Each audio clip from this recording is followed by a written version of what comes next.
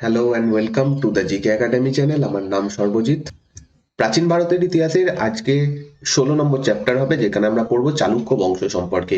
আমরা প্রাচীন ভারতের ইতিহাসের একদম শেষ জায়গায় চলে এসেছি, আর কয়েকটা অংশ বাকি রয়েছে। সেগুলো কমপ্লিট করলে এই পুরো যে সিরিজটা চলছিল এতদিন ধরে সেটা কমপ্লিট হয়ে যাবে। তো তোমরা যদি আগের ক্লাসগুলো না দেখে থাকো, তোমরা এই চ্যানেলের প্লেলিস্টে গিয়ে প্রাচীন ভারতের ইতিহাসের এই প্লেলিস্টটা অবশ্যই দেখো। আমি এখানে একদম প্রথম থেকে ডিটেলসে কভার করেছি। ডাব্লিউবিসিএস পরীক্ষার জন্য যারা মূলত প্রস্তুতি নিচ্ছ তাদের জন্য একদম ডিটেলসে প্রত্যেকটা ব্যাপার খুঁটিয়ে এখানে আমি আলোচনা করেছি। তো তোমাদের খুব হেল্প হবে ডাব্লিউবিসিএস প্রিলিমস মেন্স দুটো পরীক্ষার জন্যই। অবশ্যই এই ক্লাসগুলো দেখো। নিচে ডেসক্রিপশনে আমি লিংক দিয়ে দিচ্ছি, যেখান থেকে তোমরা এই প্লেলিস্টটা খুঁজে পেয়ে যেতে পারো।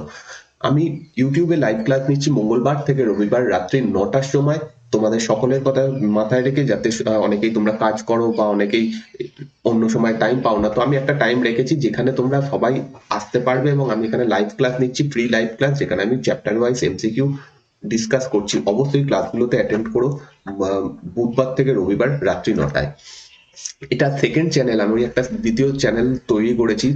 এবং সাবস্ক্রাইবার খুব কম এখনো, খুব বেশি আমি এটা শেয়ার করে উঠতে পারিনি। তো প্লিজ একটু সাবস্ক্রাইব করে নাও যারা সাবস্ক্রাইব করোনি। এখানে আমি ওয়ার্ল্ড হিস্ট্রির উপর ক্লাস তৈরি করছি, জিওগ্রাফি এনসিআরটি থেকে অ্যানালাইসিস করছি। তো সেই ক্লাসগুলো তোমাদের জন্য ইম্পর্টেন্ট, এবং প্লিজ একটু সাবস্ক্রাইব করে নিও এই চ্যানেলটা। ওকে, আমরা এতদিন অবধি লাস্ট যে ক্লাসটা মোটামুটি করেছি হর্ষবর্ধন অব্দিও সময়টা আমরা উত্তর ভারত নিয়ে মূলত আলোচনা করছিলাম। আমরা গুপ্ত বংশ পড়েছি, আমরা তার আগে মৌর্য বংশ পড়েছি, আমরা হর্ষবর্ধন, কনিষ্ক সমস্ত কিছু পড়েছি মেনলি উত্তর ভারত বা উত্তর পশ্চিম ভারত এই জায়গাটাকে কেন্দ্র করে। দক্ষিণ ভারত সম্পর্কে আমরা পড়েছি বটে। কি কি পড়েছি দক্ষিণ ভারতে?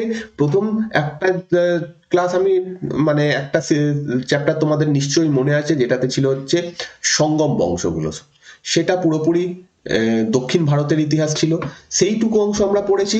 আর সাতবাহনদের সম্পর্কে পড়েছি, যদিও সাতবাহনরা পুরোপুরি দক্ষিণ ভারতে রাজত্ব করতো না। দাক্ষিণাত্য অঞ্চল যে জায়গাটাকে বলা হয়, মূলত একদম সুদূর দক্ষিণ ভারতের যে সুদূর দক্ষিণ অংশ রয়েছে সেটা, এবং উত্তর ভারতের যে অংশটা রয়েছে তার মাঝামাঝি যে জায়গাটা, সেই জায়গাটাকে দাক্ষিণাত্য বলা হয়। সাতবাহনরা মেনলি সেই দাক্ষিণাত্য অঞ্চলে রাজত্ব করতো।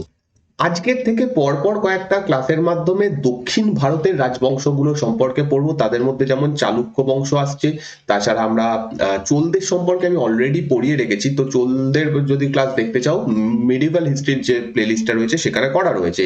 এছাড়া পল্লব বংশ সম্পর্কে জানবো, আরো ছোট ছোট কিছু রাজবংশ সম্পর্কে জানবো। তো মোস্ট ইম্পর্টেন্ট এই জায়গাটা, কারণ দক্ষিণ ভারতের যে জায়গাগুলো, মানে যে রাজবংশগুলো রয়েছে তাদের রাজাদের সম্পর্কে যত না বেশি জানতে হবে, তাদের থেকেও বেশি জানতে হবে তাদের আর্ট অ্যান্ড কালচার থেকে।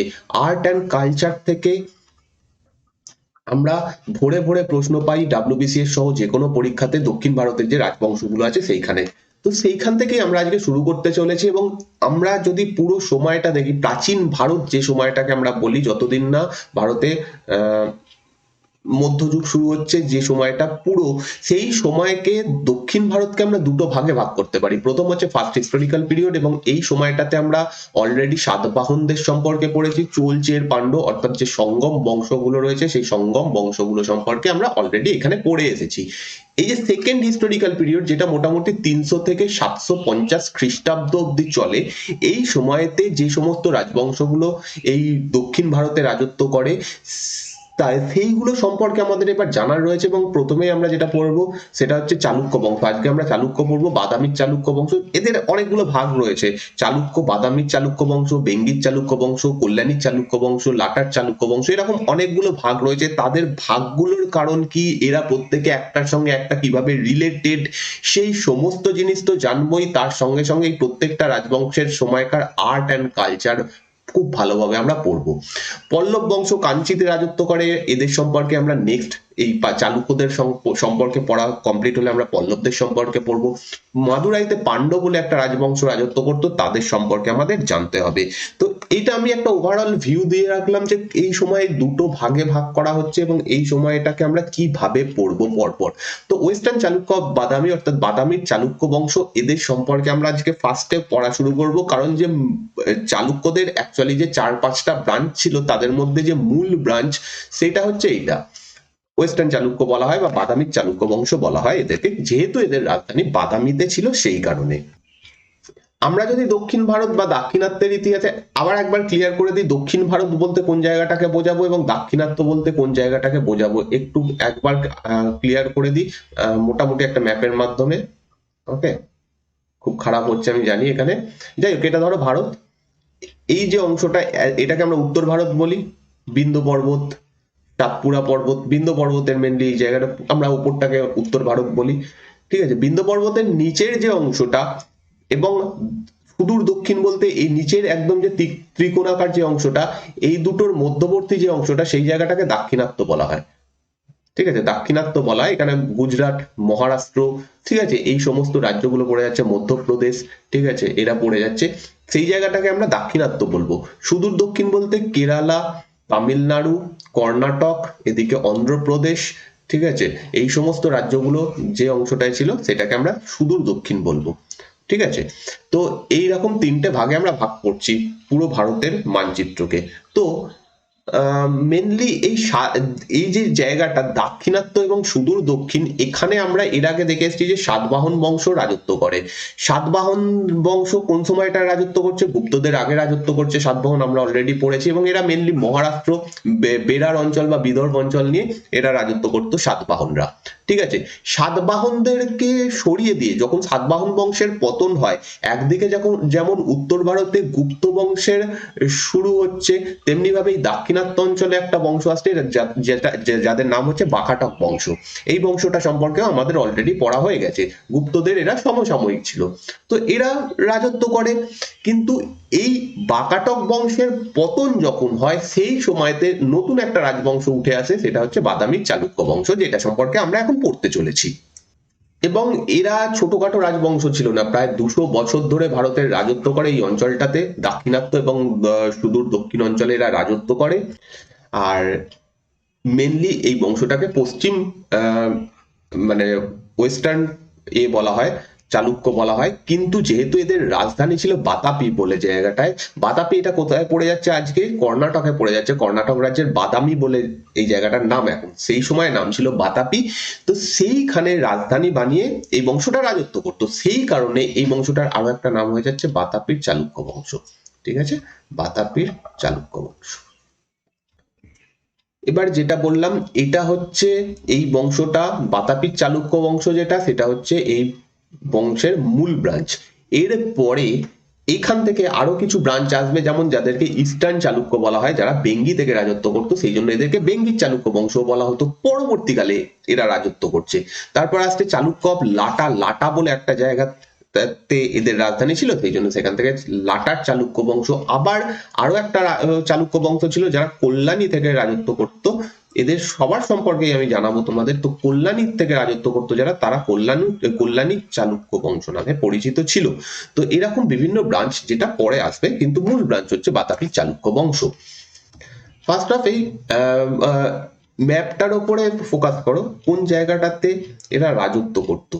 এই যে অংশটা মার্ক করা হচ্ছে, এই জায়গাতে এরা রাজত্ব করত, অর্থাৎ কিছুটা, এই যেটা একটু আগে বলছিলাম, এইরকম যদি আমরা ভাগ করে নিই, এই জায়গাটাকে আমরা উত্তর ভারত বলবো, ঠিক আছে, এই জায়গাটাকে আমরা বলবো দাক্ষিণাত্য,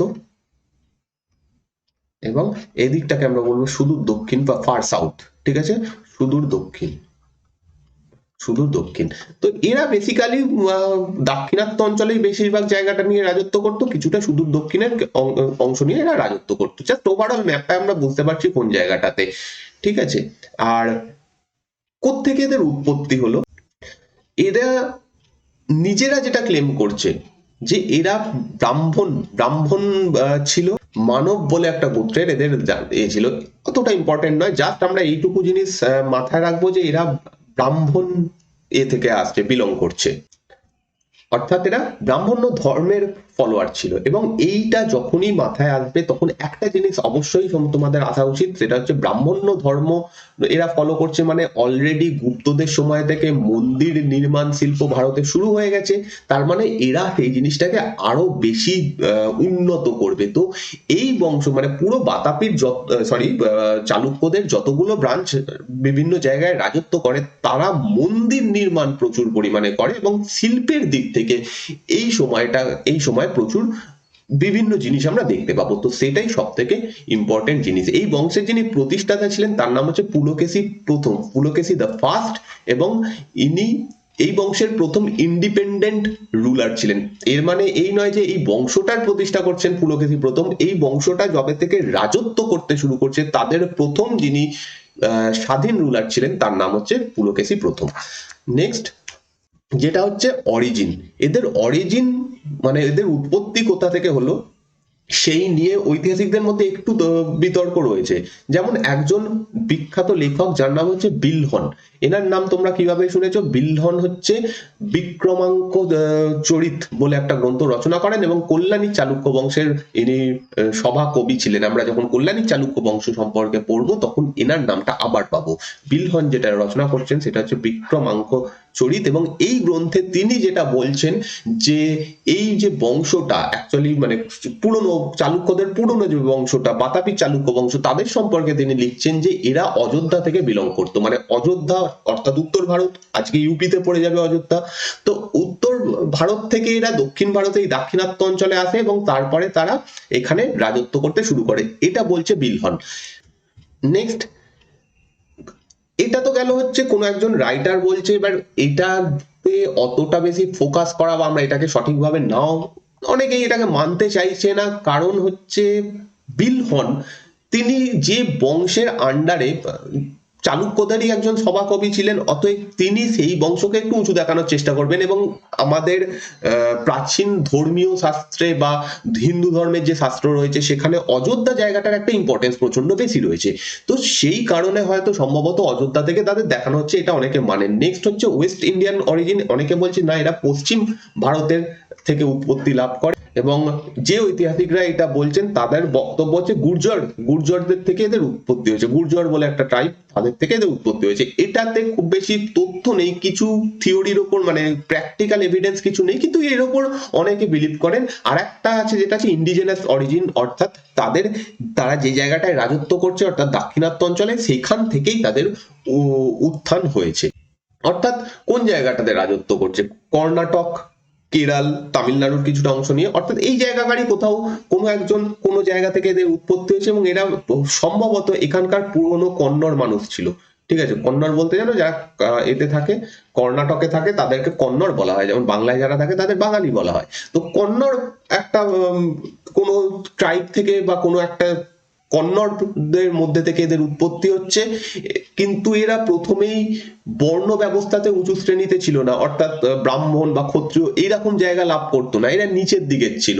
তারপরে ধীরে ধীরে নিজেদের পাওয়ার এরা বৃদ্ধি করতে থাকে, এবং যখন দক্ষিণ ভারতে ব্রাহ্মণ্য ধর্মের প্রচার বৃদ্ধি পেতে থাকে তখন সেই সুযোগটাকে কাজে লাগিয়ে এরা সমাজের উপরের শ্রেণীতে যায় এবং ফাইনালি এখানে শাসন করতে থাকে। এইটা হচ্ছে ইন্ডিজেনাস বা এখানকার স্থানীয় বাসিন্দারা ছিল, এই অরিজিন থিওরিটা এটা বলছে। এবং বেশিরভাগ যে প্রমাণ এবং বেশিরভাগ ঐতিহাসিক এই থিওরিটাকেই মানেন, এবং ফাইনালি এরা এখানে রাজত্ব করতে শুরু করে, এইটুকু আমরা জানতে পারছি। এবার এখানে পাশে তোমরা যে এটা দেখতে পাচ্ছ, লিস্ট দেখতে পাচ্ছ, সেখানে এই বংশের কিছু পরপর যারা রুলার হয়েছিলেন তাদের সম্পর্কে তাদের নামগুলো দেওয়া রয়েছে। দেখো প্রথম যে নামটা দেখতে পাচ্ছ জয়সিংহ, একটু আগে বললাম পুলকেশী প্রথমের নামটা আমি শুরুতে বলে এলাম যে তিনি ফার্স্ট ইন্ডিপেন্ডেন্ট রুলার, তখন বলেছিলাম যে তিনি এই বংশটার প্রতিষ্ঠাতা নয়। প্রথম যার নাম পাওয়া যায় এই বংশে তার নাম হচ্ছে জয়সিংহ, ঠিক আছে, তারপর রঙ্গরাজা, তারপরে পাওয়া যাচ্ছে পুলকেশী প্রথম। এই পুরো লিস্ট তোমাদেরকে কোনো সময় বলবো না মুখস্থ করো, এটা খুবই বোকা বোকা কাজ হবে, জাস্ট তোমাদের এগুলো দেখানোর জন্য একটা জিনিস যখন তোমরা পড়ছো সেটার ওভারঅল একটা ছবি যাতে তোমাদের মনে থাকে। আমার একদমই উদ্দেশ্য নয় যে তোমরা সমস্ত কিছু এখানে যা পড়াচ্ছি সব মুখস্থ করো, তো সেইভাবে গল্পের মতো করে করে আমি তোমাদের কাছে এটা বোঝানোর চেষ্টা করি। যাই হোক, এইখানে আমরা দেখতে পাচ্ছি জয়সিংহ প্রথম যিনি ছিলেন এবং পুলকেশী প্রথম যিনি, এই ব্যক্তিটি হচ্ছেন এই বংশের প্রথম স্বাধীন রুলার। ঠিক আছে, প্রথম স্বাধীন রুলার। কিন্তু তার আগেও রুলার ছিলেন কোন এরা, হয়তো প্রথমে সামন্ত রাজা হিসেবে কাজ করতো, পরবর্তীকালে পুলকেশী প্রথম এই বংশটার স্বাধীন রুলার ছিলেন। তারপর কীর্তিবর্মন প্রথম, মঙ্গলেশ, পুলকেশী দ্বিতীয়, আদিত্য বর্মন, এরকম অনেক রুলার হন। ফাইনালি কীর্তিবর্মন সেকেন্ড, ইনি হচ্ছেন এই বংশের লাস্ট যার নাম পাওয়া যাচ্ছে। এর মধ্যে কিছু কিছু রুলারের নাম ইম্পর্টেন্ট, যাদের সম্পর্কে ছোট ছোট পয়েন্ট জানতে হবে, কিছু কিছু ব্যক্তির সম্পর্কে একটু বেশি জানতে হবে। যেমন তোমরা এখান থেকে অবশ্যই বুঝতেই পারছো, পুলকেশী দ্বিতীয় এই যে রুলার, ইনি মেনলি এখানে আমাদের আজকের আলোচ্য বিষয় হতে চলেছেন। এনার সময় অনেকগুলো ঘটনা ঘটবে। ওকে, তো এরা, এদের প্রথম যে স্বাধীন রুলার তিনি হচ্ছেন পুলকেশী প্রথম। আর একটা জিনিস, এইখানের যে ডেট গুলো দেওয়া রয়েছে সেগুলোর উপর খুব বেশি ভরসা করো না। যদি কোনো ইয়ার জানতেই হয় বা কেউ যদি হিস্ট্রি অপশনাল নিয়ে থাকো, কোনো ইয়ার বা টাইম লাইন লিখতে হয়, এইখানে যে ব্র্যাকেটে যে ইয়ার গুলো রয়েছে সেগুলোকে বেশি প্রেফার করার চেষ্টা করবে। পুলকেশী প্রথম 535 থেকে 566 খ্রিস্টাব্দ অব্দি রাজত্ব করেন এবং ইনি বাতাপিতে রাজধানী বানান এবং ইনি হচ্ছেন এই বংশের প্রথম স্বাধীন রাজা, প্রথম স্বাধীন রুলার। ওকে, এবং ইনি ব্রাহ্মণ্য ধর্মের ফলোয়ার ছিলেন। আমরা বুঝতেই পারছি কিভাবে, তিনি অনেক অশ্বমেধ যজ্ঞ করেছিলেন।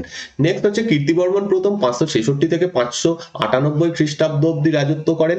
ইনি পুলকেশী প্রথমের পুত্র ছিলেন এবং ধীরে ধীরে তিনি এই বংশকে একটু শক্তিশালী করে দিয়ে যেতে সক্ষম হন। যেমন তিনি কাদম্বদের হারিয়ে দেন। কাদম্ব এরা বানবাসী অঞ্চল থেকে রাজত্ব করত। এই যে ছোট ছোট রাজবংশগুলো না, কাদম্ব বংশ বা আর যে ছোট ছোট অনেকগুলো বংশ পাবে, নাম অনেকবার পাবে, তাদের সম্পর্কে হয়তো আমি মেন যে এই সিরিজটা চলছে সেখানে খুব বেশি আলোচনা করব না, তারা কে তাদের কি রুলার ছিল।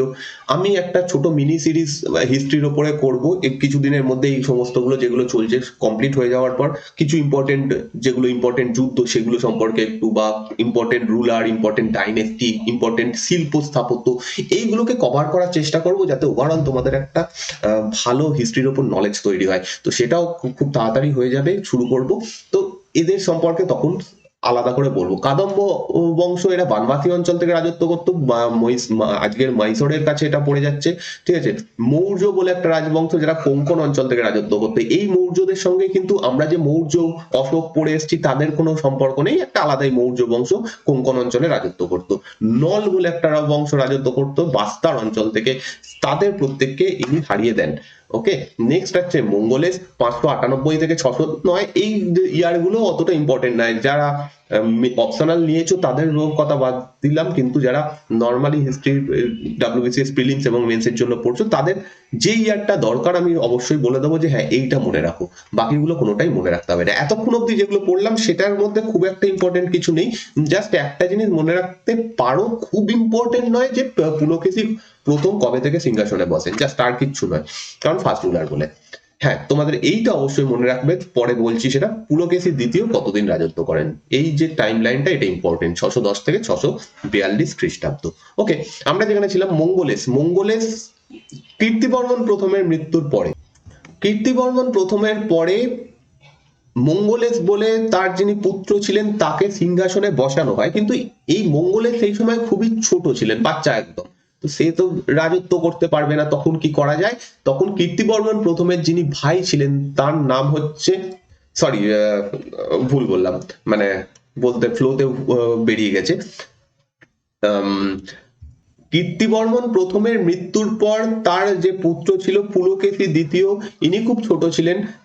তো সেই কারণে তাকে সিংহাসনে বসিয়ে কীর্তিবর্মন প্রথমের যিনি ভাই ছিলেন তার নাম হচ্ছে মঙ্গলেশ, সে শাসনভার সামলাতে থাকে। মূল রুলারকে পুলকেশী সেকেন্ড, কিন্তু যেহেতু সে ছোট সেই জন্য মঙ্গলেশ শাসন করতে থাকেন। ঠিক আছে, একে সিংহাসনে বসিয়ে।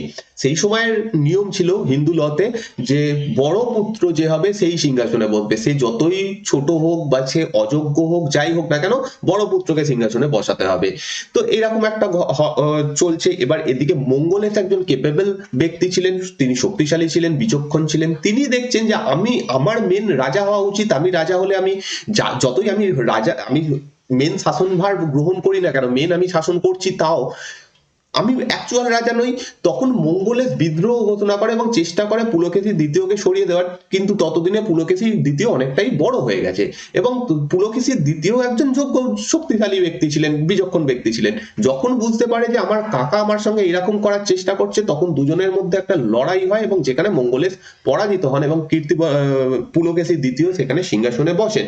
এখানে একটা গৃহযুদ্ধ হয়, তারপরে পুলকেশী দ্বিতীয় সিংহাসনে বসেন। তো অ্যাকচুয়ালি 598 থেকে 609 যে সময়টা, এই সময়টাতে পুলকেশী দ্বিতীয় ছোট বাচ্চা ছিল, সেই সময় তাকে সিংহাসনে বসিয়ে মেনলি মঙ্গলেশ রাজত্ব করতো। কিন্তু একটা জিনিস মনে রাখবে, মঙ্গলেশ কিন্তু অ্যাকচুয়াল রুলার ছিল না। নেক্সট হচ্ছে পুলকেশী দ্বিতীয়, এই বংশের গ্রেটেস্ট রুলার বলা হয় একে। 610 থেকে 642 খ্রিস্টাব্দ অব্দি ইনি রাজত্ব করেন। যেটা বললাম এই টাইমটা একটু মনে রাখার চেষ্টা করবে, 610 টু 642। সেম টাইম একটু যদি পিছনের ভিডিওতে আমরা যাই, তাহলে তোমরা বুঝতে পারবে যে এই সেম টাইমে হর্ষবর্ধন রাজত্ব করছেন উত্তর ভারতে। ঠিক আছে, এবং এনাকে বলা হয় গ্রেটেস্ট রুলার। যদিও এনার জন্যই একটা টাইমে এসে পুরো এই বংশটাই কিছুদিনের জন্য অবসোলেট হয়ে যায়, হেরে যাবেন, ঠিক আছে, কিন্তু ইনি গ্রেটেস্ট রুলার ছিলেন। এই বংশের কোনো কথা নেই, এনার মতো সব বড় রুলার বাদামি চালুক্য বংশে আর কেউ আসেননি। এনার প্রত্যেকটা যে স্টেপ ছিল সেটা একজন বিচক্ষণ রাজার মতো ছিল। প্রথম কথা, যখন একটা দেশে এরকম পরিস্থিতি চলছে, গৃহযুদ্ধ চলছে, তখন প্রবলেম আসে। পাশে এটা তো আর এরম নয় যে সারা ভারত জুড়ে রাজত্ব করছে, পাশে অন্যান্য ছোট ছোট রাজবংশ রয়েছে যাদের কথা আমরা দেখলাম। তো তারা এসে এবার অ্যাটাক করতে শুরু করবে। এই পরিস্থিতিতে পুলকেশীর দ্বিতীয় দায়িত্ব নেন, প্রথম গৃহযুদ্ধ বন্ধ করেন, তারপরে যারা শত্রু ছিল তাদেরকে হারিয়ে দেন, কিছু মানুষের সঙ্গে ডিপ্লোম্যাটিক সম্পর্ক স্থাপন করেন, যেমন হর্ষবর্ধন। তিনি জানতেন যে হর্ষবর্ধন একবার যুদ্ধে হেরে গেছে, তো কি হয়েছে, পুলকেশী দ্বিতীয় সঙ্গে তিনি যুদ্ধে হেরে যাবেন হর্ষবর্ধন। তো একবার যুদ্ধে হেরে গেছে তো কি হয়েছে, কিন্তু হর্ষবর্ধন একজন শক্তিশালী রুলার, সে তার সঙ্গে যদি শত্রুতা রাখা হয় সে আবার অ্যাটাক করবে এবং হতে পারে যে আমাকে হারিয়েও দিতে পারে, কারণ হর্ষবর্ধনের হাতে অনেক বেশি পাওয়ার রয়েছে, তার হাতে আরো বড় জায়গা রয়েছে, তার হাতে বড় সৈন্য রয়েছে, তো এটা হতেই পারে। কিন্তু সেইখানে তিনি বুদ্ধি করে হর্ষবর্ধনের সঙ্গে বন্ধুত্বপূর্ণ সম্পর্ক করেন এবং তারপরে হর্ষবর্ধন আর কোনোদিনই দক্ষিণ ভারতে অ্যাটাক করেননি। তো এটা তার ডিপ্লোম্যাটিক পরিচয়, কতটা তিনি ভালো বিচক্ষণ ছিলেন। এছাড়াও এনার সময় শিল্প স্থাপত্যের ভালো উন্নতি হয়, বিশেষ করে একজন বিখ্যাত ব্যক্তি, একজন বিখ্যাত কবি রবি কীর্তি এনার সভা কবি হিসেবে ছিলেন এবং তিনি একটা বিখ্যাত শিলালিপি রচনা করেন যেটার নাম হচ্ছে আইহোল ইনস্ক্রিপশন, আইহোল প্রশস্তি। এইটা সম্পর্কে আমরা নেক্সট ক্লাসে পড়বো, আইহোল প্রশস্তি সম্পর্কে, যখন এই বংশের আন্ডারে আর্ট অ্যান্ড কালচার সম্পর্কে জানবো তখন। এইটা সম্পর্কে আলাদা করে একটু বলার রয়েছে, এখানে অনেকগুলো পয়েন্ট রয়েছে বলার মতো, তো এইটা সম্পর্কে একটু আলাদা করে বলবো। ওকে, তো এই আইহোল প্রশস্তি রবি কীর্তি রচনা করেন। এবার প্রশস্তি মানেই এটাই যে সেখানে রাজার সম্পর্কে ভালো ভালো জিনিসগুলো লেখা থাকবে, অবশ্যই খারাপ খারাপ জিনিস কোনোটাই লেখা থাকবে না। এখানেও লেখা রয়েছে হর্ষবর্ধনকে তিনি হারিয়ে দিয়েছেন, কাদম্বকে হারিয়েছেন, বানবাসী কাদম্ব, তারপরে হচ্ছে গঙ্গা বংশ, মাইসোরের গঙ্গা বা পূর্ব গঙ্গা, সরি পশ্চিম গঙ্গা যাদের বলা হয়, সেই সমস্ত বংশকে তিনি হারিয়ে দিয়েছেন, এইগুলো লেখা রয়েছে। এবং যেটা বললাম যে সেই ওয়ার অফ সাকসেশন, গৃহযুদ্ধ যেটা চলে সেটা সম্পর্কে এখানে বলা হয়েছে যে তার কাকার সঙ্গে কিভাবে যুদ্ধ হয়, কিভাবে তিনি সমস্ত যুদ্ধ বন্ধ করেন। কাকাকে তো হারিয়ে দিচ্ছেন, তাকে হত্যা করে দিচ্ছেন, তা সত্ত্বেও বিভিন্ন জায়গায় বিদ্রোহ শুরু হয়ে গেছিল। কেন বিদ্রোহ শুরু হচ্ছে, তার কাকা যে ছিল মঙ্গলেশ, এ অনেকদিন ধরে রাজত্ব করছে এবং ততদিন বা এই লোক পুলকেশী দ্বিতীয় বাচ্চা ছিল, অতএব মঙ্গলেশের সাপোর্টার ছিল অনেকে। তারা যখন দেখছে মঙ্গলেশকে হত্যা করা হয়েছে, তখন একটা বিশাল বড় গৃহযুদ্ধ এখানে ছড়িয়ে যায়, সবাই বিদ্রোহ ঘোষণা করে, সমস্ত কিছু তিনি এখানে ঠিকঠাক করেন, মানে সবাইকে হারিয়ে দেন। বিভিন্ন নাম এখানে দেখতে পাচ্ছ, অতটা ইম্পর্টেন্ট নয়, গোবিন্দ, তারপর হচ্ছে আপ্পায়িকা, এরকম বিভিন্ন ব্যক্তিদেরকে হারিয়ে দেন, হত্যা করেন, দিয়ে ফাইনালি তিনি আবার স্টেবল গভর্নমেন্ট তৈরি করেন। এবং তিনি দাক্ষিণাত্যের যে সমস্ত ডেকান কিংডম গুলো ছিল পূর্ব দিকে মানে বুঝতে পারছো, এই উড়িষ্যা ফড়িশা এরকম টাইপের কাছাকাছি বা ওইরকম দিকে, সেইখানে তিনি আক্রমণ করেন। তারপরে হচ্ছে কলিঙ্গ, তিনি কৌশল, কলিঙ্গ, এরা এই জায়গাতে ছিল, তাদেরকে তিনি হারিয়ে দেন। ওকে, এনার সব থেকে ইম্পর্টেন্ট ভিক্টরি দুটো, ফার্স্ট যুদ্ধ যেটা হর্ষবর্ধনের সঙ্গে তিনি জয়লাভ করেন, এবং কোথায় এই কোশ্চেনটা করা হয় যে কোন নদীর তীরে হর্ষবর্ধনের সঙ্গে তার যুদ্ধ হয়েছিল, সেটা হচ্ছে নর্মদা নদীর তীরে তার যুদ্ধ হয়েছিল, এবং সেখানে তিনি হর্ষবর্ধনকে হারিয়ে দেন। এটা পুরোপুরি পুলকেশী এতে লেখা রয়েছে, আইহোল প্রশস্তিতে লিখে গেছেন। আর এই জয়টা লাভ করার পর তিনি দক্ষিণা পথেশ্বর, ঠিক আছে, এই উপাধিটা নেন, ঠিক আছে, দক্ষিণ পথেশ্বর মানে কি, তিনি দক্ষিণের লর্ড অফ দ্য সাউথ, দক্ষিণের প্রভু। কারণ তিনি পুরো প্রায় ততদিনে দক্ষিণ ভারতের অনেকগুলো বংশকে হারিয়ে দিয়েছেন, প্লাস হর্ষবর্ধনকে দক্ষিণ দিকে আসতে তিনি বাধা দিয়েছেন। তো দক্ষিণা পথেশ্বর টাইটেল নেন, এবং এটাও মনে আছে নিশ্চয়ই হর্ষবর্ধনকেও তিনি একটা টাইটেল দিয়েছিলেন, কি দিয়েছিলেন তিনি, সকলোত্তর পথনাথ, এই উপাধিটা দিয়েছিলেন হর্ষবর্ধনকে। তো হর্ষবর্ধনকেও খুশি করেন, নিজেও খুশি হয়ে যান টাইটেল নিয়ে, তুমি উত্তরের রাজা আমি দক্ষিণের রাজা, এরকম করে দুজনের মধ্যে বন্ধুত্ব হয়ে যায়, আর কোনোদিন এদের মধ্যে লড়াই হয়নি। আচ্ছা, ইভেন তার ডিপ্লোমেসি সম্পর্ক ছিল বাইরের বিভিন্ন রাজবংশের সঙ্গে, যেমন পারস্যের এই সময় যিনি রাজা ছিলেন, পারস্যে তিনি দূত পাঠিয়েছিলেন। এই সময় পারস্যের যিনি রুলার ছিলেন তার নাম হচ্ছে খুসরু দ্বিতীয়, 625 খ্রিস্টাব্দে তিনি সেখানে দূত পাঠান। আর এইটা সম্পর্কে আমরা কোথা থেকে জানতে পারছি, অজন্তা গুহাতে এটা লেখা রয়েছে। ওকে, পারস্যের রাজা খুসরু সেকেন্ড। এবং যখন হর্ষবর্ধন হেরে যাচ্ছে এবং হর্ষবর্ধনের সঙ্গে ভালো সম্পর্ক তৈরি হচ্ছে, দুই বন্ধু হয়ে গেছে, তখন হর্ষবর্ধনের যে প্রিয় বন্ধু সেই সময় ছিল হিউয়েন সাং, সেও খুশি হয় যে চলো আমার বন্ধুর এতে কিংডম থেকে ঘুরে আসি। তো হর্ষবর্ধন এই সময় মানে হিউয়েন সাং এই সময় দক্ষিণ ভারতে আসেন। এটা এগেন একটা most important point, Hiuen Tsang Pulakeshi দ্বিতীয়র সভাতে এসেছিলেন, এইটা কোশ্চেন করা হয়। পুলকেশী দ্বিতীয় সভাতে আসেন এবং তিনি সেখানে লিখছেন, যদিও পুলকেশী দ্বিতীয় হিন্দু ছিলেন, হিন্দু বা ব্রাহ্মণ্য ধর্মের ফলোয়ার ছিলেন, কিন্তু তা সত্ত্বেও বৌদ্ধ ধর্ম এবং জৈন ধর্মের তিনি পৃষ্ঠপোষকতা করেছেন। এই জিনিসটা তিনি লিখেছেন তার ভ্রমণ বৃত্তান্তে। ওকে, নেক্সট। এবার দেখো, এতদিন অব্দি একটাই চালুক্য বংশ চলছিল, ঠিক আছে, যারা বাতাপি থেকে রাজত্ব করছে। এইবার এখান থেকে একটা ব্রাঞ্চ তৈরি হবে, পাশাপাশি কোন জায়গাতে, বেঙ্গি অঞ্চলে। কাঞ্চির যে পল্লব বংশ রয়েছে তাদের সঙ্গে এনার সময়তেই কনফ্লিক্ট শুরু হয়ে যায়, লড়াই শুরু হয়, এবং এই পল্লবদের সঙ্গে চালুক্যদের লড়াই বহু বছর ধরে এরপরে চলবে। পল্লবদের যে রাজধানী ছিল কাঞ্চি, সেই জায়গাতে তিনি আক্রমণ করেন এবং কৃষ্ণা নদী এবং গোদাবরী নদীর মধ্যবর্তী একটা ফার্টাইল, খুব উর্বর একটা জমি, সেই জমিটাকে তিনি দখল করে নেন, মানে সেই জায়গাটাকে তিনি দখল করে নেন। এই জায়গাটারই নাম ছিল বেঙ্গি, এবং এই বেঙ্গি অঞ্চলটা তিনি তার সাম্রাজ্যের মধ্যে অন্তর্ভুক্ত করেন।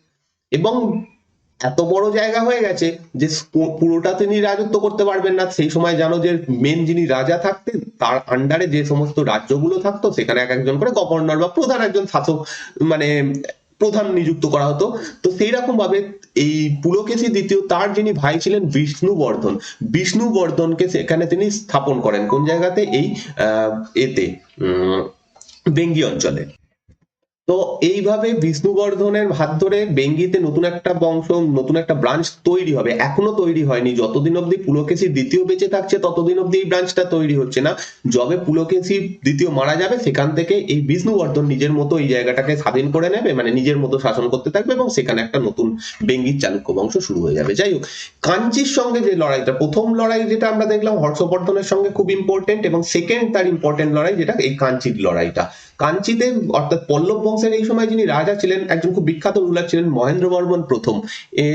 ইনি খুব বিখ্যাত একজন রুলার, কিন্তু মহেন্দ্রবর্মন প্রথমকে হারিয়ে দিচ্ছেন ইনি। একটা লড়াই হচ্ছে, এরকম বললাম, কাঞ্চির ওপর আক্রমণ করা হয় এবং একটা অংশ পল্লব বংশের দখল করে নেওয়া হচ্ছে, যেটা বেঙ্গি নামে পরিচিত। তো এইখান থেকে অ্যাকচুয়ালি পল্লবদের সঙ্গে চালুক্যদের একটা দীর্ঘকাল ব্যাপী লড়াই শুরু হয়। যাই হোক না কেন, এখানে যাই ঘটনা ঘটে থাকুক না কেন, একটা কথা মানতে হবে যে মহেন্দ্রবর্মন প্রথম যথেষ্ট শক্তিশালী রুলার ছিলেন, তাকে হারিয়ে দেওয়াটা তার একটা বিশাল বড় কৃতিত্ব। তো সেই সময়কার তিনি দুজন শক্তিশালী রুলারকে হারিয়ে দিচ্ছেন, একদিকে হর্ষবর্ধন, একদিকে মহেন্দ্রবর্মন প্রথম। কিন্তু প্রবলেমটাও এখান থেকেই শুরু হয়। মহেন্দ্রবর্মন প্রথমকে তো তিনি হারিয়ে দেন, যে ওই বেঙ্গি অঞ্চলটাও তো তিনি দখল করে নেন। যখন মহেন্দ্রবর্মন প্রথমের পুত্র সিংহাসনে বসেন নরসিংহ বর্মন প্রথম। ইনি আরো বিখ্যাত রুলার ছিলেন পল্লব বংশের, এবং নরসিংহ বর্মন যখন আক্রমণ করেন সেই আক্রমণটা প্রতিহত করতে পারেননি, সেখানে ব্যাপক মানে খুবই বাজেভাবে পরাজিত হন। শুধু তাই নয়, এই যুদ্ধেই তিনি হেরে যান। তাছাড়া বাদামি যে অংশটা, যে জায়গাটা, সেই পুরো জায়গাটা ধ্বংস করে দেওয়া হয়, রাজধানী পুরো তছনছ করে দেওয়া হয়, এবং নরসিংহ বর্মন একটা টাইটেল নেন যেটা হচ্ছে বাতাপি কোন্ডা। কারণ বাতাপি কোন্ডা শব্দটার অর্থ হচ্ছে বাতাপির বিজেতা। এই টাইটেলটা তিনি গ্রহণ করেন। এটা সম্পর্কে তো আরো ডিটেলসে আমরা জানবো কখন, যখন এই পল্লব বংশ সম্পর্কে পড়বো। কিন্তু যেটা প্রবলেম এখানে শুরু হয়, এই চালুক্য বংশ কিছুদিনের জন্য এখানে দুর্বল হয়ে পড়ে এবং তাদের অস্তিত্ব প্রায় মিটে যায়, এবং এখান থেকেই অন্য একটা যে ব্রাঞ্চ সেটাও শুরু হয়ে যাবে। যাই হোক, এখানে হেরে যাচ্ছে, পুলকেশী দ্বিতীয় এখানে হেরে যাচ্ছে এবং পরাজিত হচ্ছে। নেক্সট যেটা হচ্ছে, এরপরে পুলকেশী দ্বিতীয় মারা যায় এই যুদ্ধের ফলেই, এটা তো দেখলাম। আর প্রায় 13 বছর এই যে অংশটা পল্লবদের আন্ডারে থাকবে, বাদামি যে অংশটা সেটা পুরোপুরি পল্লবদের আন্ডারে চলে যায়। এবং তারপরে আবার যখন বিক্রমাদিত্য প্রথম আসে, তখন ফাইনালি এই জায়গাটা আবার পুনরায় এদের হাতে আছে, বাদামি চালুক্যদের হাতে আছে। এরাও কিন্তু বাদামি চালুক্য বংশেরই। মাঝখানে এরাম নয় যে আমাদের পুলকেশী প্রথম মারা গেছেন মানে মাঝখানে আর কেউ নেই, কিছু নয়, এরাম নয়। তার যারা বংশধররা ছিল তারা ছিল, কিন্তু তারা সামন্ত হিসেবে রাজত্ব করত। কার সামন্ত? পল্লবদের সামন্ত হিসেবে রাজত্ব করত। কিন্তু বিক্রমাদিত্য প্রথম এসে আবার কি করছে, পল্লবদেরকে হারিয়ে দিচ্ছে। সেই জায়গাতে তিনি আবার এই জায়গার মূল রুলার, প্রধান রাজা হয়ে যাচ্ছেন। প্রায় 13 বছর এটা সময় লাগে, 655 থেকে 680 খ্রিস্টাব্দ অব্দি বিক্রমাদিত্য প্রথম সিংহাসনে ছিলেন, এবং তিনি বাদামিকে পুনরুদ্ধার করেন। সেখানে আবার তিনি তার সাম্রাজ্য মানে তার ক্ষমতা স্থাপন করেন। শুধু তাই নয়, এই সময় আবার উল্টো ঘটনা ঘটে। বিক্রমাদিত্য প্রথম গিয়ে আবার কাঞ্চি আক্রমণ করেন এবং সেখানে গিয়ে তিনি তার বাবার বদলা নেন, মানে এর বদলা নেন, বাবার হারের বদলা নেন। অ্যাকচুয়ালি বিক্রমাদিত্য প্রথম এর পুত্রই ছিল, ওকে, পুলকেশীর পুত্রই ছিল। যাই হোক, এইভাবে কি হচ্ছে, যেটা বললাম একটু আগে, যে পল্লব বনাম চালুক্য, এটা একটা দীর্ঘকাল ব্যাপী লড়াই শুরু হয়, এবং আলটিমেটলি এই দুটো বংশের নিজেদের মধ্যে লড়াইতেই দুটো বংশেরই পতনও হয়ে যাবে। সেটা আমরা পরে দেখবো। যাই, এখানে এই অবধি বুঝলাম। নেক্সট হচ্ছে, বিক্রমাদিত্য প্রথম একটা টাইটেল নিয়েছিলেন যেটা ইম্পর্টেন্ট, সেটা হচ্ছে রাজা মল্ল। যেমন করে তিনি এসে কি বলে, নরসিংহ বর্মন প্রথম এসে বাতাপি কোন্ডা উপাধি নিচ্ছে। কেন? বাতাপিকে আমি জয়লাভ করেছি, বাতাপির বিজেতা আমি। রাজা মল্ল, মল্ল শব্দটা অ্যাকচুয়ালি মিনিং হচ্ছে পল্লবরা নিজেদেরকে মল্ল বলতো, ঠিক আছে, পল্লবদের আমি হারিয়ে দিচ্ছি, সেই জন্য পল্লবদের আমি রাজা। তো রাজা মল্ল এই উপাধিটা তিনি গ্রহণ করেন। এছাড়াও তিনি চের, চোল, পাণ্ড্য এদেরকেও হারিয়ে দেন। মেন যেটা কাজ তার, সেটা হচ্ছে পল্লব বংশকে হারিয়ে দেওয়া। নেক্সট হচ্ছে বিনয়াদিত্য প্রথম। বিনয়াদিত্য প্রথম সম্পর্কে কিছু জানার নেই, ইম্পর্টেন্ট, তাই এখানে কিছু লেখাও নেই। তারপর হচ্ছে বিজয়াদিত্য। বিজয়াদিত্য 696 থেকে 733 অব্দি রাজত্ব করেন, এবং এনার সময়তে, এটা ইম্পর্টেন্ট নয়, এগেন যেটা বললাম যে ইয়ার যেগুলো ইম্পর্টেন্ট সেটা আমি বলে দেবো। এনার সময়তে প্রথম কথা, ইনি খুব শান্তিপ্রিয় রুলার ছিলেন। বহু বছর তিনি রাজত্ব করেন, প্রায় 37 বছর তিনি রাজত্ব করেন, এবং এনার সময় প্রচুর মন্দির নির্মাণ হয়। এই কাজের জন্যই ইনি বিখ্যাত। নেক্সট হচ্ছে বিক্রমাদিত্য সেকেন্ড, 733 থেকে 743 খ্রিস্টাব্দ অব্দি ইনি রাজত্ব করেন, এবং এনার সময় আবার বাতাপি সেই পুলকেশীর সময় যতটা ওপরে উঠেছিল, এনার সময় সেম জায়গাতে যায়, অনেক বড় একটা জায়গা দখল করে। এনার সময় তোন্ডাই মন্ডলম জায়গাটা পুরোপুরি এদের হাতে চলে আসে, চালুক্যদের হাতে চলে আসে। তোন্ডাই মন্ডলম বলতে অ্যাকচুয়ালি কোন জায়গাটাকে বোঝানো হচ্ছে, এটা তোমরা এখানে ম্যাপে দেখতে পাচ্ছ। আজকে এটা হচ্ছে তামিলনাড়ু, আর উপরে রয়েছে হচ্ছে অন্ধ্রপ্রদেশ। অন্ধ্রপ্রদেশ এবং তামিলনাড়ুর যে মেন কিছুটা অংশ অন্ধ্রপ্রদেশের, কিছুটা অংশ তামিলনাড়ুর নিয়ে তোন্ডাই মন্ডলম অঞ্চলটা ছিল। সেই জায়গাটা খুব ফার্টাইল, উর্বর, প্রচন্ড উর্বর। এখানে বন্দর ব্যবস্থা রয়েছে, তো সেই জায়গাটা একটা খুব ইম্পর্টেন্ট জায়গা অর্থনীতির দিক থেকে, সেটা তিনি দখল করছেন।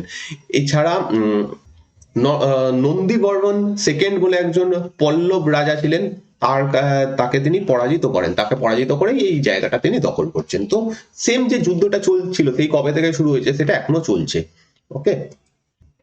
আচ্ছা, এই জয়ের পরে, এখানে হারিয়ে দেওয়ার পরে কৈলাসনাথ টেম্পল যেন কাঞ্চিতে অবস্থিত, এগুলো সম্পর্কে আমরা খুব ভালোভাবে পড়বো। এখান থেকে অনেক কিছু জানার রয়েছে আর্ট অ্যান্ড কালচার থেকে। কাঞ্চির কৈলাসনাথ মন্দির, সেখানে একটা তিনি ভিক্টরি পিলার স্থাপন করেন, মানে জয় স্তম্ভ তিনি প্রতিষ্ঠা করেন, এবং সেটা কন্নড় ভাষাতে লেখা ছিল। কন্নড় কেন? তারা তো নিজেরা কোন ভাষা, কোন জায়গা থেকে আসছে, কন্নড় অঞ্চল থেকে, কর্ণাটক থেকে আসছে, এসে সেখানে তিনি এরকম লিখছেন একটা ভিক্টরি স্তম্ভ। কন্নড় ভাষাটা এটা ইম্পর্টেন্স দেওয়ার কারণ কি, দেখো কাঞ্চি জায়গাটা কোথায় পড়ে যাচ্ছে, তামিলনাড়ুতে পড়ে যাচ্ছে, মন্দিরটা তামিলনাড়ুতে পড়ছে, তো সেখানে যদি কিছু লেখা হয় তামিল ভাষাতে লেখা হবে, সিম্পল ব্যাপার, ওখানে তামিল ভাষাতে লেখা হবে। কিন্তু এই মন্দিরে একটাই ভিক্টরি স্তম্ভ যেটা দেখতে পাচ্ছি কন্নড় ভাষাতে লেখা, সেটা কে লিখছে, ইনি লিখছেন। তো এইভাবে এটা আমরা বুঝতে পারছি। আর এটা সম্পর্কে আমরা তো পরে জানবোই, একটু তো অবশ্যই সবাই জানো মনে হয়, কৈলাসনাথ টেম্পল ইনিই তৈরি করেছিলেন। কে তৈরি করেছিলেন? নরসিংহ, এখানে নাম নেই, নরসিংহ বর্মন সেকেন্ড, ঠিক আছে, নরসিংহ বর্মন এটা তৈরি করেছিলেন। যাই হোক, পরের কথা এখানে নিয়ে চলে আসছি, যে কারণ নামগুলো আছে একবার মাথায় থাকবেন, সেকেন্ড টাইম যখন পড়বো তখন আরো ভালোভাবে মনে থাকবে, তো এই জন্যই। ওকে, তো ইনি অনেক করেন। এটা যেটা এখানে বলা হচ্ছে যে তিনি পল্লবদের যে রাজধানী কাঞ্চিপুরম, সেখানে প্রচন্ড ধ্বংস করেন, প্রচুর মন্দির ধ্বংস করেন, মানুষের এগুলো করেছিলেন। যাই হোক, এইখানে আরো একটা জিনিস ইম্পর্টেন্ট হয় এনার সময়, সেটা স্টার মার্ক দাও, সেটা হচ্ছে আরব রা এই সময় ভারতে আক্রমণ করে। আরবরা সেই এই সময় আমি মিডিভ্যাল হিস্ট্রি অলরেডি অনেকটা কমপ্লিট করে রেখেছি, অ্যাডভান্স স্টাডি মিডিভ্যাল হিস্ট্রিতে, তোমরা প্লে লিস্টটা দেখতে পারো, এতে রয়েছে, প্লে লিস্ট অপশনে রয়েছে।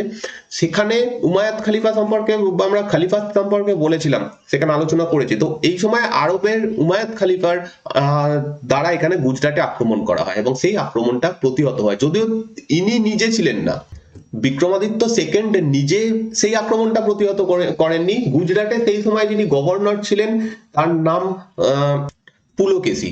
এইটা পুলকেশী বলতে আবার ওই পুলকেশী রাজা নয়, মানে পুলকেশী একজন গভর্নর ছিলেন, এনার আন্ডারে তা তিনি এই উমায়দ খলিফাকে যে আক্রমণ হয়েছিল সেটা পরাজিত করেন, ঠিক আছে।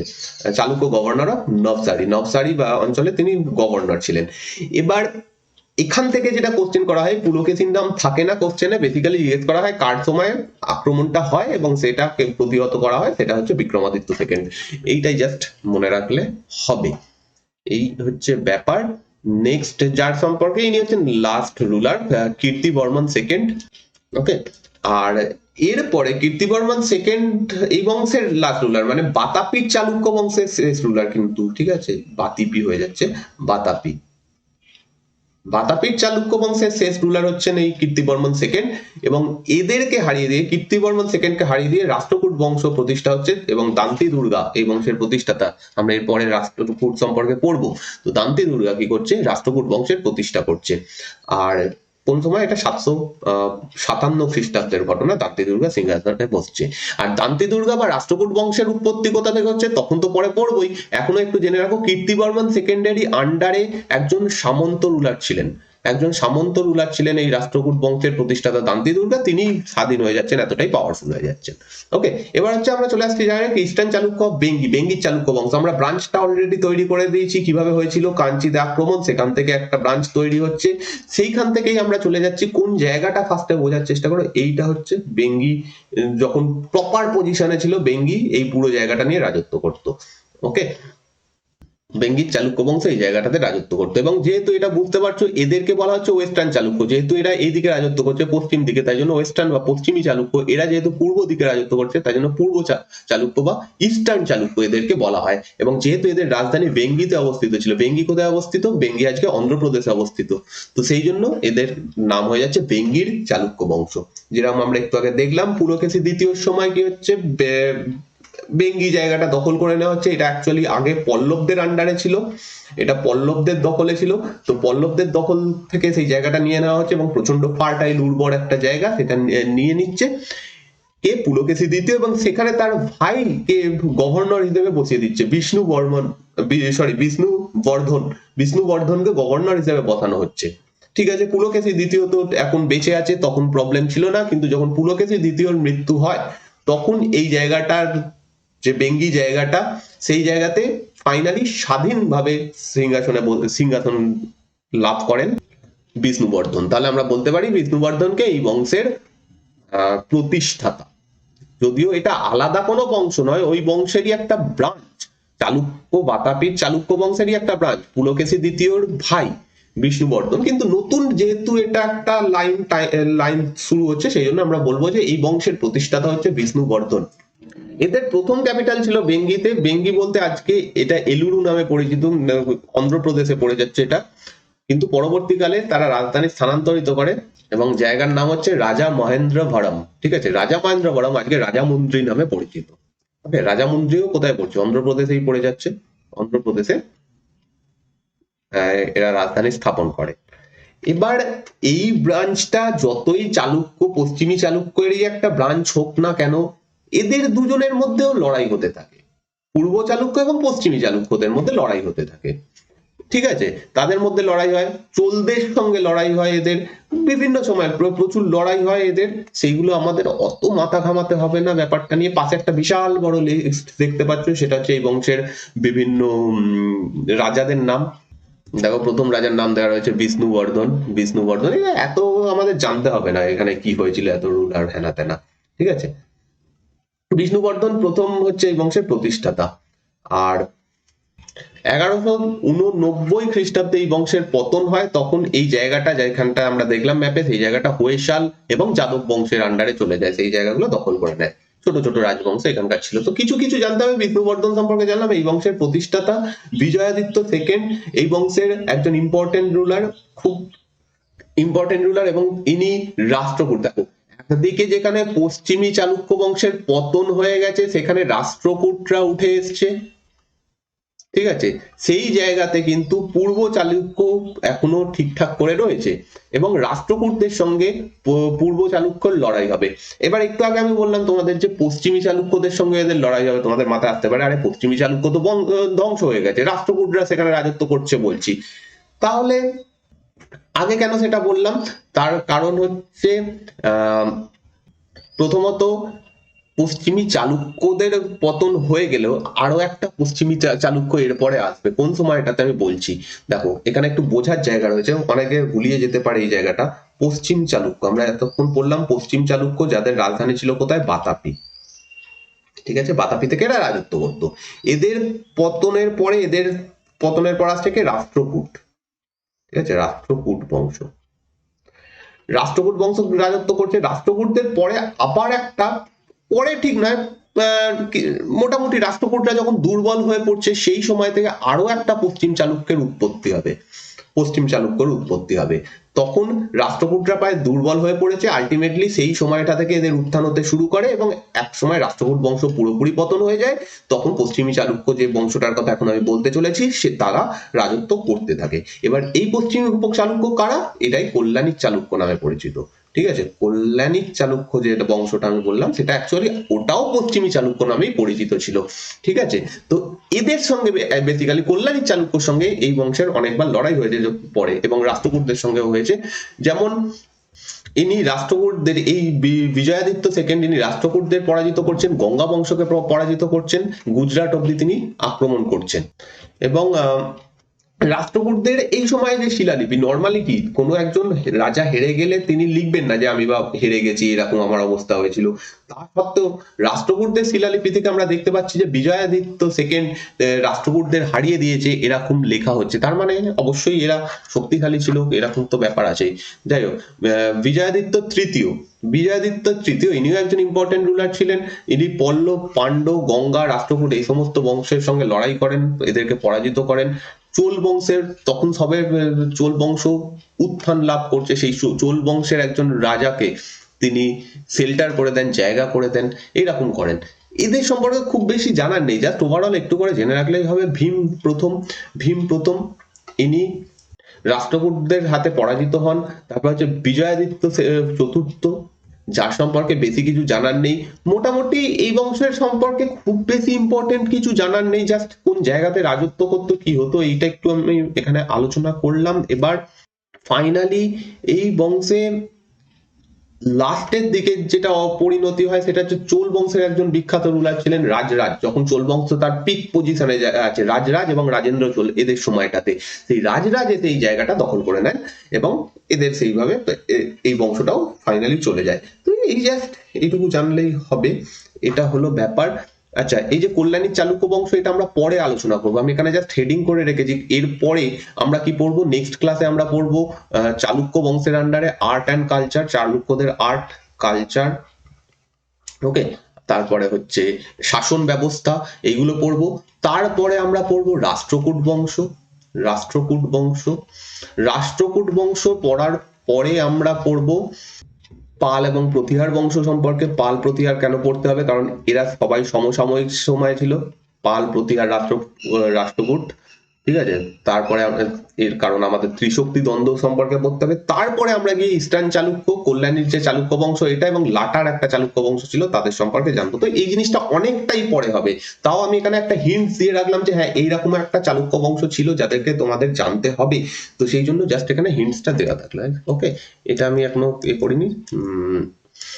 ওকে, তোমাদের যদি এই ক্লাসটা ভালো লাগে প্লিজ লাইক এবং শেয়ার করো। যদি ভালো তোমরা বুঝতে পারো এবং তোমাদের মনে হয় যে কিছু ভালো লাগছে, প্লিজ একটু শেয়ার করো ক্লাসগুলো বন্ধুদের মধ্যে, গ্রুপে, যেখানে পারো একটু শেয়ার করো। চ্যানেলটা বড় হতে হবে এবং চ্যানেলটা বড় করলে আমি আরো ভালো কাজ করতে পারবো। তো তোমাদের সাপোর্ট অবশ্যই দরকার।